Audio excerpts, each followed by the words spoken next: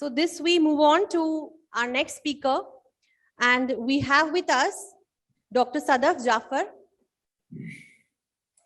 Yes, we can see her and her pretty smile too. So welcome, Sadaf. Sadaf Jaffer is an American scholar, activist, and the former mayor of Montgomery Township of New Jersey. She has the honor of being the first Muslim woman to serve as a mayor in the USA and the first South Asian woman to be the mayor of New Jersey. In 2021, she is seeking the Democratic nomination for New Jersey General Assembly, having received support of the party organization in the primary. She is a postdoctoral research associate at the Princeton Institute of International and Regional Studies. Sadaf, we welcome you warmly for this conference and open the stage for your remarks. Thank you so much. It's wonderful to be here. As you heard, I am a researcher and a lecturer at Princeton University, and I actually teach South Asian history and literature. And, I was lucky enough to spend 2 years living in Lucknow, studying language and culture. And it's just really great to be with this international group today, and especially to connect with the audience members in India. I'll start with an anecdote, which is that I was teaching a course. We were teaching a course on South Asian history, and we were right at the period of the nonviolent resistance against British imperialism. And it was also the time period where the Occupy Wall Street protests were taking place. And this was on campus at Harvard University, where I was a graduate student. And my students, were kind of late getting to class, and they said, oh, these protesters are so annoying. They get in the way, and they made us late for class. And I pointed out to them that these protesters were really in the spirit of the nonviolent resistance movements that were championed in South Asia that we were learning about, and that, so many activists and intellectuals throughout the world are inspired by that. So I think, I raised that point to talk about global solidarity, and that we are all in this struggle together for, youth empowerment, for women's rights, for equity of economic opportunity, for the chance for people to live lives with dignity, to address the climate crisis that's facing all of us around the world. And these are certainly all things that youth feel very passionately about. And so it's extremely important that we elevate youth voices. So as mayor of Montgomery Township, one of my primary objectives was to lead in a more engaged manner. And I did that through town halls. I did that through the creation of a youth leadership council, where we appointed high school students to be members of various boards and commissions, like planning board, zoning board, environmental committee, things of that nature, provide their perspective and learn about how local government works. Because if you get people engaged at a young age, then that will continue, throughout their lives. And I know that firsthand. I was born and raised in Chicago. And when I was in high school, I was in a program called Future Leaders of Chicago that selected students from all over the city to learn about municipal governance and, the sorts of issues that city leaders face. And I'm sure that planted a seed in my mind that, years later, I thought about running for local office. So programs like this are very, very important, because otherwise you end up with a situation where it's only, people of an older generation who are involved in politics, and their needs and their issues are just going to be different, their perspective or what they're concerned about. As a mother of a young daughter, I'm really, really concerned about the environmental issues that we're all facing, and what type of life she's going to have, and if she's going to see, devastating floods and fires the way that we have over the past year. So, this is something that I feel very passionately about. As you can imagine, I ran for office at a pretty young age. My daughter was only 2 years old when I first ran for office. And one of the things that motivated me was that the United States actually ranks 75th in the world in terms of women's representation in politics. And I did not think that was a good statistic. And I wanted to be a process, to be an example of changing that. And, you know, if I feel like other women should do it, then the best way to do that is to be the change that you want to see in the world, is to actually step up and run for office yourself. So I participated in a program in 2014, actually, for women from the Democratic Party who are interested in running for office, called Emerge. And that program gave me the tools of how to, you know, think about running for office and what the process is, because before that, I had never known anyone who had run for office before. And you know, politics can seem as though it's this spectator thing, that you observe it, you talk about it. I know that many of us in our communities are very passionate about discussing political issues and even being activists. You know, being an activist is extremely important. And that's how I came to politics. But I realized eventually that as much as you advocate, as many phone calls as you make, as many protests as you participate in, ultimately, those elected officials are going to make the decisions. You know, they're going to decide whether they want to go to war or not. They're going to decide whether women have rights to their reproductive health or not. You know, all of these things are constantly being debated and decided by elected officials. You know, I also think that a lot of times youth are cynical about politics and political engagement. They feel like nothing's going to change, nothing's going to get better. And you know, I understand where that comes from, because they're disappointed. They're disappointed in the inequality that we see in society. They're disappointed in the racism that persists. They're disappointed that we haven't addressed the climate crisis in an appropriate manner yet.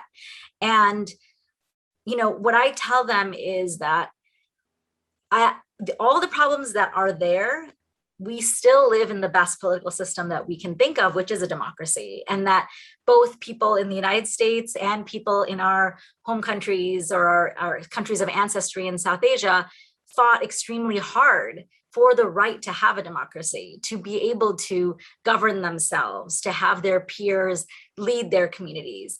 And so if we value democracy, then we can't think that everyone involved in politics is terrible, because then why bother having a democracy? If we don't like certain elected officials, then we need to vote them out. And we need to support candidates who are in line with our values. So that's my message to the youth. And I think that once they get practically involved, and especially at the local level, I think the local level is such an important place to start, because, you know, just the way that the news media is nowadays, usually we hear about national and international issues, and we debate national and international issues. But when we do that, we feel so powerless, because how am I going to change, you know, international relations just as one person sitting, or especially as a young person? But at the local level, you really could change policies. You really could push for something different. You really could demand that, you know, for example, we don't have migrant detention in our town. You know, if there's a detention center, that we don't have that, or that we're providing the proper resources for people, that we are providing shelters for domestic violence, you know, survivors and things of that nature. All of these are practical steps that you can take in a local context that are really, really powerful. So, you know, I started my journey in politics running for local office.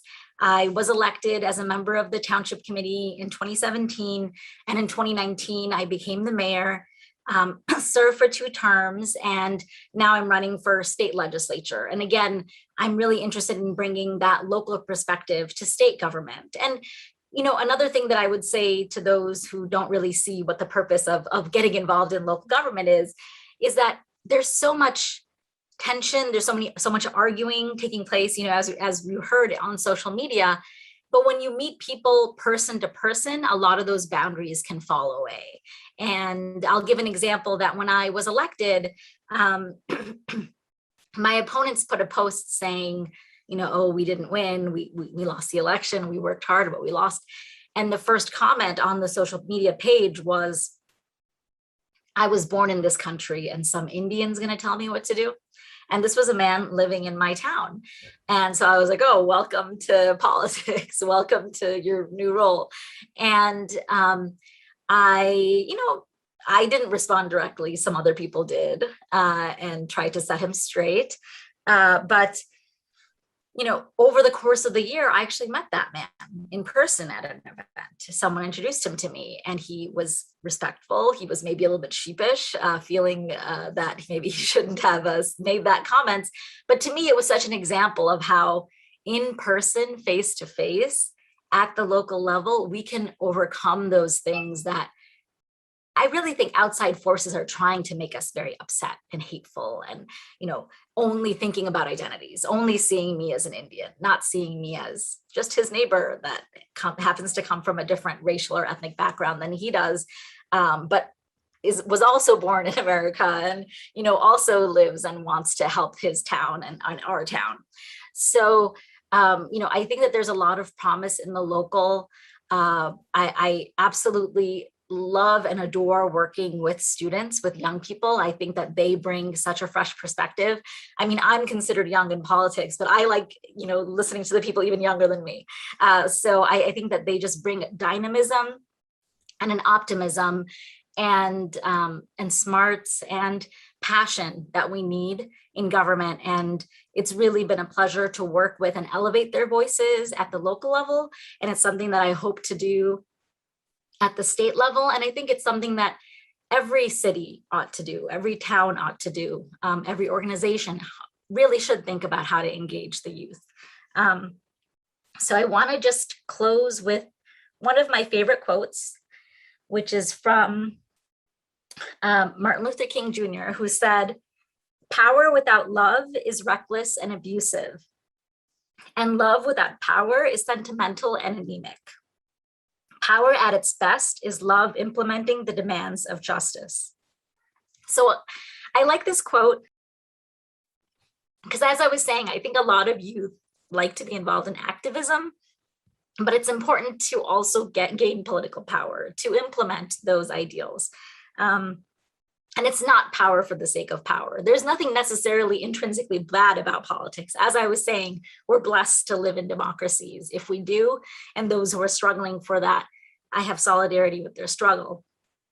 But we need to gain power in order to implement, justice, to pursue women's rights, to pursue human rights, minority rights, environmental justice.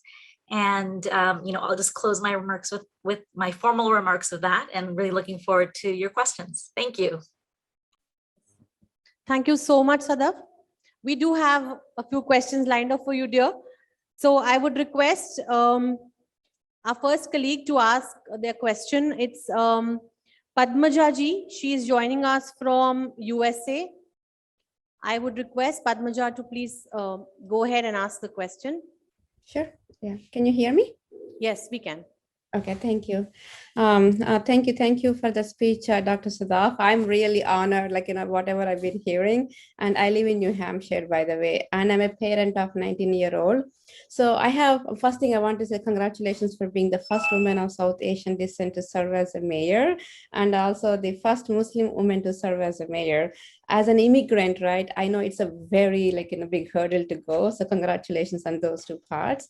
And actually, I'm going to pivot the question not for the youth, but the question is more because I have a 19-year-old son who has been active in politics since he's 9-year-old.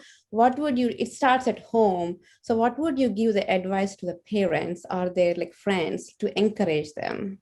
Right. I definitely think talk about voting. Vote in every election. If you can take your kid with you to the poll or, discuss with them, this is, these are the different candidates. What do you think? What do you think is important? Make them feel, as I said, a sense of ownership, that this is not something that's far away. This is something that I have a right to participate in.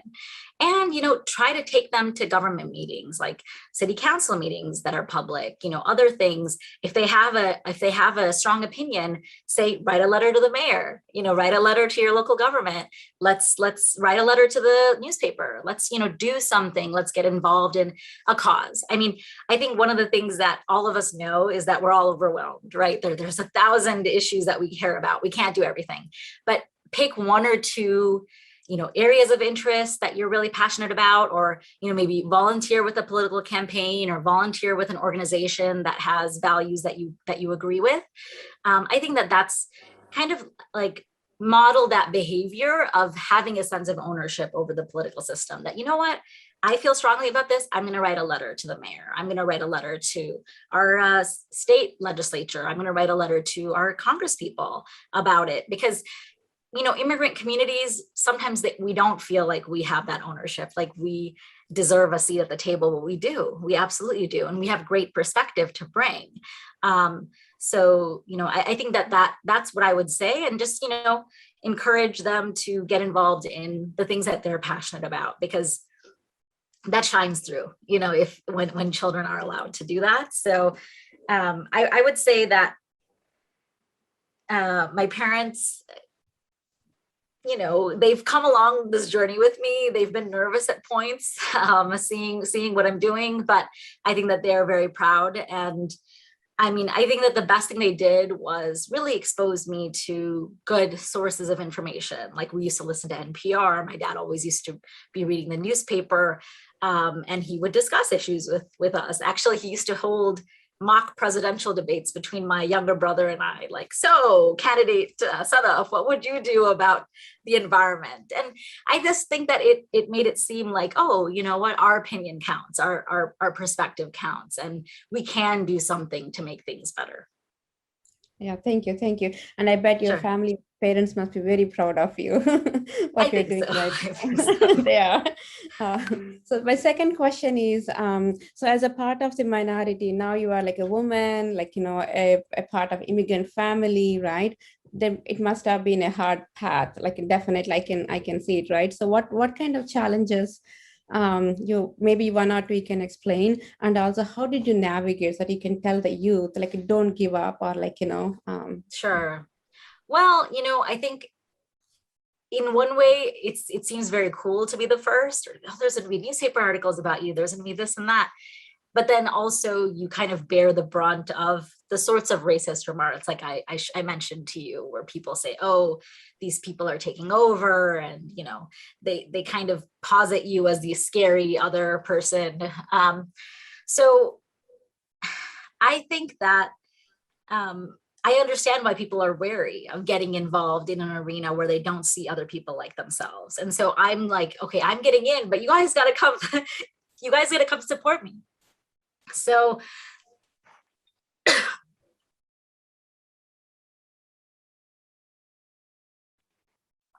I would say that finding your allies is really important. So one of the things that we did in New Jersey is that we set up this organization for South Asian women who are in politics called ISA. And so we gathered like once a month to discuss, what are the issues that we're facing? Are people taking us seriously? Sometimes I would think, I don't think I'm getting treated like a white male mayor would. People aren't listening to me, they're questioning me. And so I think it takes time and it takes a lot out of you, and you just need a support system. And ultimately what we really need is a diversity of perspectives and many people from our background being involved. Yes, thank you so much, Sadaf, for answering the questions so patiently. And I would just translate a little bit of your talk to our viewers who do not follow English that much. Dr. Sadaf ज्या सांगत आहेत की राजकारणात काम करत असताना छोट्या वयामध्येच मुलांना जर राजकीय प्रक्रिया ह्याबद्दल शिक्षणातही काही आपल्याला जर देता आलं तर त्याचा उपयोग होतो. अमेरिकेत असे अनेक कार्यक्रम आहेत आणि त्यांनीही लहान वयामध्ये असे काही कार्यक्रम घेतले, त्याच्यामुळे त्यांना पुढे जाऊन ह्या क्षेत्रात काम करण्याचं बळ मिळालं. दुसरा मुद्दा ज्या त्या ठामपणे मांडतात की कुंपणावर न बसता आता स्थानिक पातळीवर तुमच्या ठिकाणी जे प्रश्न आहेत त्यावर उतरून गांभीर्याने काम करण्याची युवकांना विशेषतः गरज आहे. त्यांनीही तेच केलं आणि म्हणूनच आज त्या त्यांच्या स्वतःच्या हिमतीवर अमेरिकेत आता पुढचं इलेक्शन लढायला जात आहेत. आपण आपल्या सगळ्यांच्या वतीने त्यांना शुभेच्छा देऊया. Doctor Sadaf, we wish you all the best for your upcoming election. And I really hope that the next year you join us, you come as a member of your state assembly. and address this conference. All the very best for all your future endeavors. Thank you once again. Thank you so much.